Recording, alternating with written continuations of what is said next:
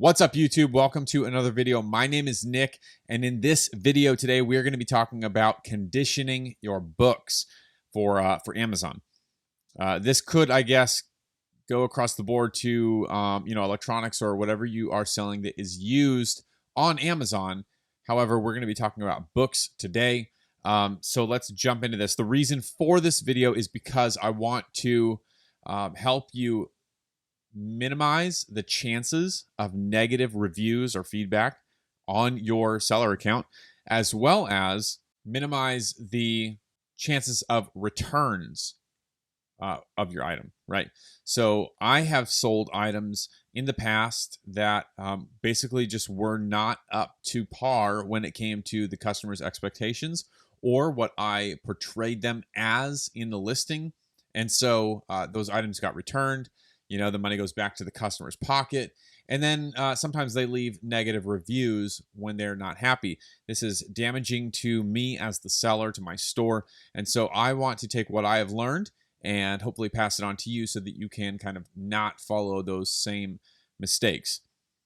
So let's jump into my computer real quick, and we can kind of see an outline or a layout of what we're going to be talking about. We're going to be talking about setting your books in one of the predetermined conditioned options that Amazon has set and provided. We're going to talk about how to reduce the chances of returns or negative feedback by simply under-promising, over-delivering. And I'll explain that in a moment. Pay attention to the cover, spine, pages, writing, and highlighting within the book. These are all things that can set the condition whenever you are conditioning your books. Clean the cover if possible. Put yourself in the customer's shoes. That is the most important, I think, because empathy, right? We want to empathize with the person that is spending their hard-earned dollars on the items that we have found. We've gone out and sourced them for them, right? And so I don't want inventory to sit in my store, because inventory that sits in my store is not money in my pocket. I want to provide that value, provide that merchandise for the customer, in turn for their hard-earned dollars. And so it's a two-way street, and we need to have a mutual respect and empathy for each other, right? But like from my standpoint, I need to empathize with the customer because they're ultimately spending their money on my books. So let's start out with setting your books in one of the predetermined condition options that Amazon has set. Whenever you go to list your item, you will see that there are several condition options that you can set your books at. There's new, there's like new, there's very good, it'll say used dash very good. There's used dash good, there's used dash acceptable. Below that, you will often find collectible dash very good, collectible dash good, collectible dash whatever. So we're not dealing with the collectible stuff today because for more collectible items, I like to just send them straight to eBay and fulfill those orders myself when someone purchases them. I don't really feel comfortable sending my collectible kind of books into Amazon because you don't know what's really going to happen along the way with the hustle and bustle and jostling the boxes and all of that. So if you're sending something collectible or if you have something collectible, I would recommend that you sell it on eBay versus Amazon. But going back to used books, set your books in the predetermined condition, and we're going to talk about what we look for when we're going to set those things. The whole point of this video is to reduce the chances of negative returns or of returns or negative feedback by under-promising, over-delivering. What I mean by that is this. When I started sourcing from the Gaylords, I noticed that a lot of the books were beat up because oftentimes those Gaylords are just dumped, and you have hundreds of pounds sitting on books and they're bent and they're scuffed and the covers may be a little bit torn. And so I was pulling a ton of books out that were probably not even appropriate for the acceptable condition.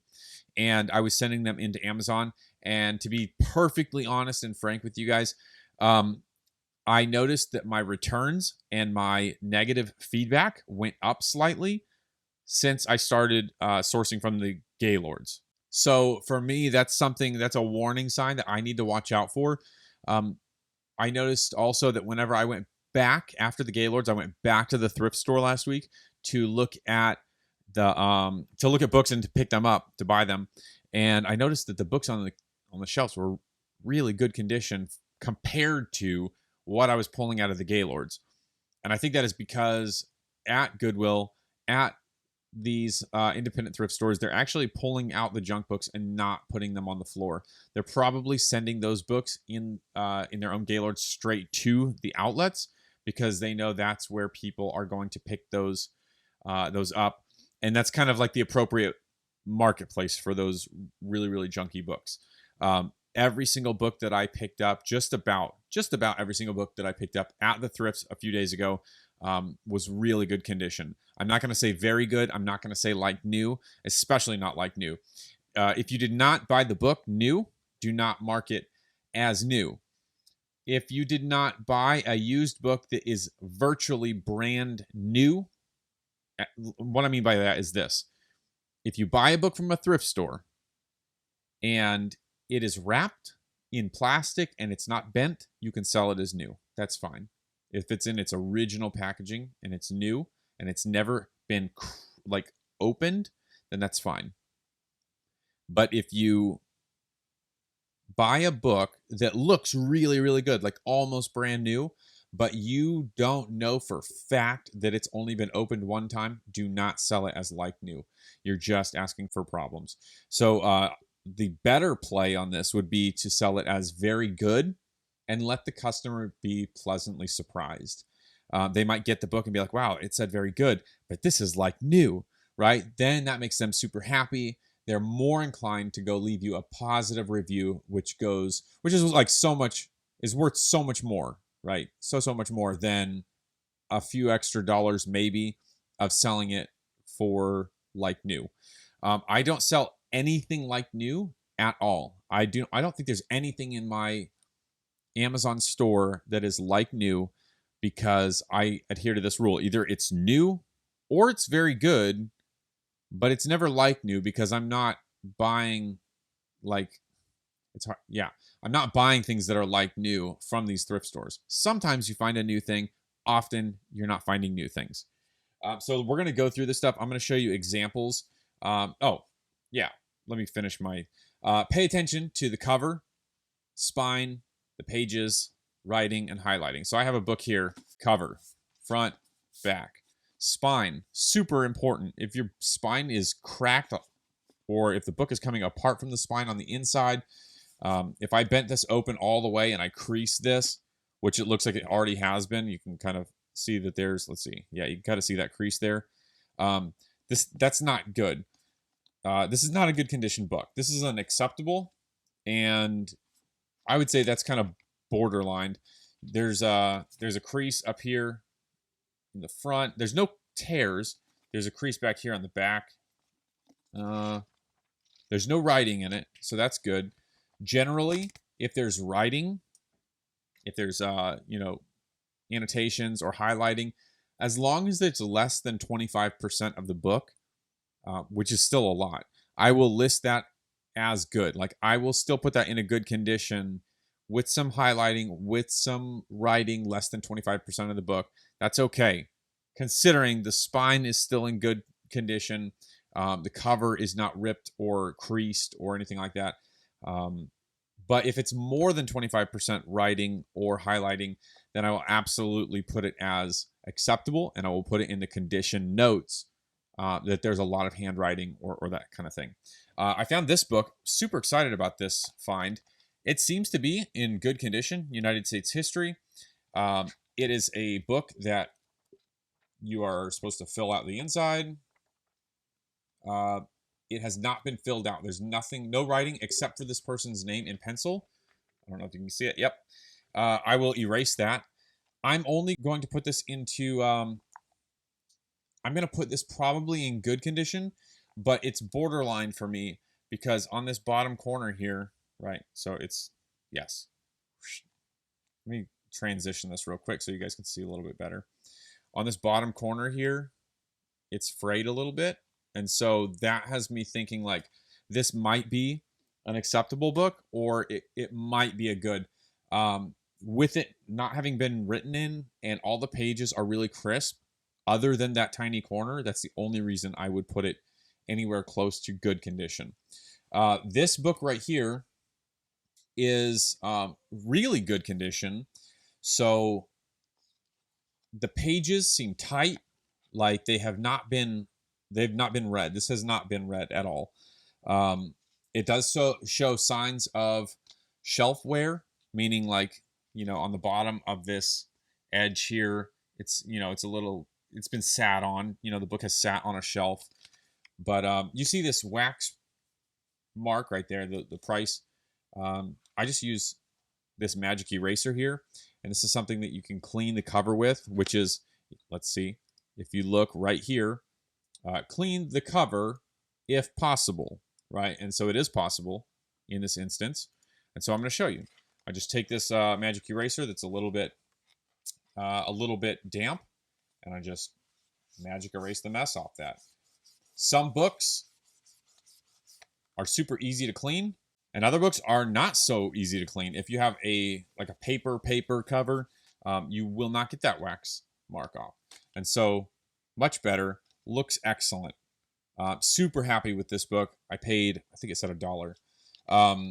And then I got 25% off that because I went on the sale day. So 75 cents for this book, and it'll bring in a few dollars.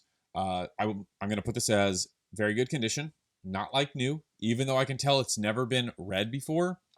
There's no finger marks. The pages aren't bent. There's no dog ears. It's still tight. The spine is still tight. When you start to open the pages, you can feel it's never been opened. Still not going to list this as like new because it is literally not like new. This book right here, Girl Wash Your Face, right? This book seems to be in really good condition, similar condition to the other one. However, whenever I got it and I flipped through, you could just see like the pages, they're not tight. The spine is not tight. Also, boom, writing in the back. This is not a very good condition book. This is simply good. Still happy with it. Not upset about it at all. Just good though. This book right here, The Witch of Blackbird Pond, I thought this was going to be a very good condition book because it's so tight. It's a hardcover. There's no writing on it. Like there's no scrapes, no cuts, no signs of use or anything. I thought for sure this is going to be a very good condition book. However, whenever I went through it, I noticed some things. It's got this stamp inside. This book is property of Texas Temple ISD. I'm not sure what that is, but it has been used. And then also as I was going through, I noticed that there were some areas, let's see if I can find one, where there was some underlining or writing in the book. Okay, I'm not seeing it now, but it's in there. Trust. Also, in the back of this, you can kind of see maybe that there's like this splatter. So not very good, simply good condition, but I'm okay with that. So that's what I'm looking for whenever I source books. I'm looking for the spine. I'm looking for the cover. I'm looking at the inside. Are there dog ears on it? Dog ears is whenever they fold the corners down to mark pages. And then is there writing or highlighting? These are the things you need to be paying attention to. If you find a book that's really, really tattered, even if it's a good profit, better to stay away from that particular book and pass it by and then spend your money on something that is worth selling. Okay, so we want to put ourselves in the customer's shoes. If you wouldn't spend your money on it and put it on your bookshelf, probably don't send it in to get sold because chances are someone else is not going to want it either. I hope that makes sense for you guys. And then whenever let's see, we're going to pull this up. I'm going to do a little drawing for you guys. I have these sticky pads. I got a whole stack of sticky pads right here, okay? Post-it notes, all right? On my table where I condition my stuff, I have it set out and I'll put a post-it note. Acceptable, good, very good, new, right? And so I have 4. Let's see if we can do this. This is going to be acceptable. This is going to be good. Put it inside. Very good. And what's the other one? New. Not like new. Wrong. New. So new, very good, good, or acceptable. Those are my post-it notes. And then as I go down, you know, I just throw, let's say this is my stack of books here. I'm having fun drawing, guys. This is fun.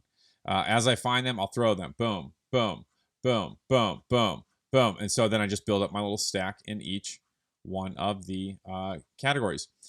It's worthy to note here that the majority of your books are probably going to fall into acceptable and good.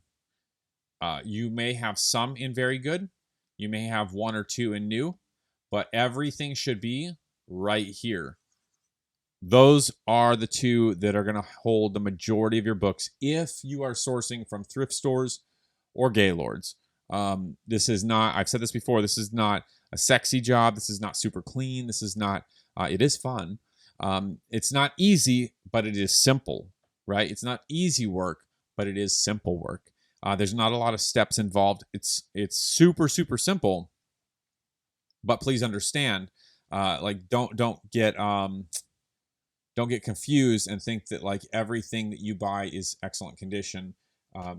Unless you're buying it from like a book wholesaler that's selling you new books, that's not the case, guys. So pay attention to, let's just recap. Let's recap. Reduce your chances of returns or negative feedback. Under promise, over deliver. Under promise means, you know, set the conditions slightly less than what the book really is. So you're under promising. That way, when they get it, they're pleasantly surprised. You've over delivered. You've given them something greater than what you said it was, and they're happier. And in turn, it's going to get you more positive reviews. I hope this has been helpful to you guys. I hope this video made sense and provided you value in understanding how to condition your books. In the link or in the description below, I am going to put my condition notes. I've done this before in past videos about books. I'm going to put my condition notes, what I put into Amazon's condition notes section whenever I list books. And so you can check those out, save them to your computer, and then copy and paste whenever you list your books. So those are down in the description of this video. I hope you guys found value in the video. If you haven't already subscribed, please consider doing so. If you did get value, maybe give a thumbs up if you liked what has been said here. With all of that being said, I will see you guys on the next video.